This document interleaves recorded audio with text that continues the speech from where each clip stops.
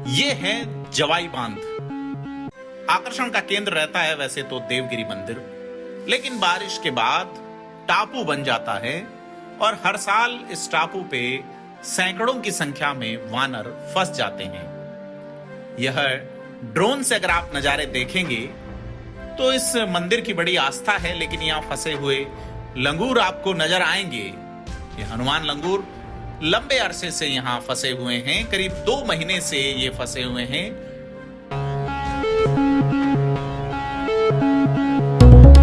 भूख से ये वानर परेशान न हो, इसके लिए स्थानीय ग्रामीणों ने एक बीड़ा उठा रखा है और प्रतिदिन नाव के माध्यम से यहां इन वानरों के लिए भोजन पहुंचाया जाता है।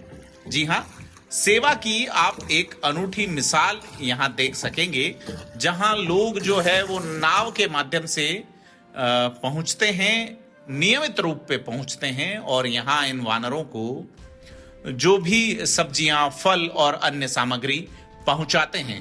दानदाताओं की भी इसमें एक अनूठी भूमिका रहती है। जवाई बांध जो कि पर्यटकों के आकर्षण का केंद्र है, पैंथर साइट सीइंग के लिए ये खासा पहचाना जाता है। बड़ी बड़ी सेलिब्रिटीज यहां घूमने आती हैं और यह इलाका पाली जिले को खास करके, सिरोही जिले को खास करके पर्यटन की दृष्टि से समृद्ध बनाता है। लेकिन इस देवगिरी मंदिर पर फंसे वानरों की स्थिति को देखें तो यहाँ लोगों की जीव दया की मिसाल भी पेश आती हैं। ग्रामीण क्या कहते हैं, ये सुनते हैं। मेरा नाम नाथू सिंह केसर सिंह है, मोरे गाँव में रहता हूँ। ये 15-20 साल से फंसते हैं, हर साल पानी में आते हैं। इनको भमासा के सहयोग से बाहर से वैसे आते हैं। तो देवगिरी की यह जो पवित्र पहाड़ी है, यहाँ हर साल बारिश के मौसम में, बारिश के मौसम के बाद ये माहौल खड़ा होता है। पहाड़ी चारों ओर से पानी से घिर जाती हैं। लोग खाद्य सामग्री, खाद्य सहायता लेके पहुंचते हैं। दानदाताओं की मदद से कुछ युवा उत्साही स्वयंसेवक भी नजर आते हैं जो वानरों को भोजन खिलाते हैं, उनको शारीरिक क्षमता के अनुसार भोजन देते हैं।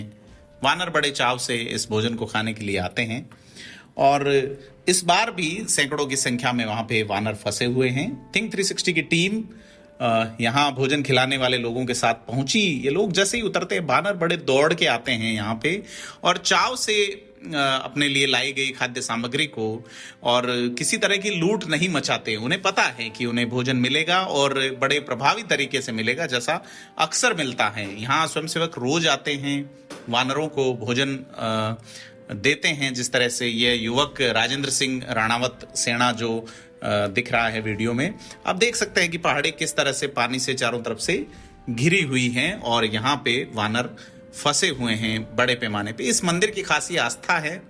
जब यहाँ आसपास पानी नहीं होता तो लोग दर्शनों के लिए यहाँ आते हैं। इस मंदिर की जो चट्टानें हैं खोह रूपी, उसमें भी वानर फंसे हुए हैं। और यहाँ पर जवाई बांध के अंदर एक देवगिरी माता जी का मंदिर है जो पहाड़ी के अंदर आया हुआ है। तो बारिश के बाद वो पहाड़ी पूरा पानी से घिर जाती है और एक टापू का रूप ले लेती है। तो उस स्थिति में वो पूरी पहाड़ी हनुमान लंगूर जो है उनका प्राकृतिक आवास है। तो बारिश होने से, पानी भरने से वो बंदर वहाँ पर फंस जाते हैं और उस स्थिति में उनके खाने पीने की समस्या ना हो, इसके लिए यहाँ के स्थानीय लोग और समाजसेवी संस्थाएं और कई समाजसेवी लोग उनके लिए उनका प्राकृतिक भोजन जैसे सब्जियां हो गई, ककड़ी हो गई, मूंगफली वगैरह, इस तरीके का भोजन पैसे इकट्ठे करके लाते हैं और उन तक इस नाव के जरिए वहाँ पर पहुँचाते हैं। तो डेली नाव लेकर उनको वहाँ पर सप्लाई करने जाते हैं, वहाँ पर बंदरों को खाना खिला के और वापस आते हैं। तो इस तरीके के उन बंदरों को बचाने का प्रयास यहाँ के स्थानीय लोग कर रहे हैं और उन्हीं की मेहनत की बदौलत बंदर 3 से 4 महीने करीब भूख से मरने से बच जाते हैं और अपना सर्वाइवल करते हैं। ग्रामीण यहाँ प्रतिदिन अपनी नाव से करीब 100 किलो के आसपास खाद्य सामग्री लेके पहुंचते हैं और आप यह देख सकते हैं कि पेड़ों पे भी वानर यहाँ बैठे हैं और वो यहाँ पे भोजन का इंतजार करते हैं कि कब आएंगे। इस देवगिरी पहाड़ी को आप देखेंगे ऊपर से ड्रोन के दृश्य से तो इस तरह से नजर आती है, चारों तरफ से घिरा हुआ टापू नजर आता है आपको। और यहाँ की जो इस पहाड़ी की खासा आस्था है लोगों में।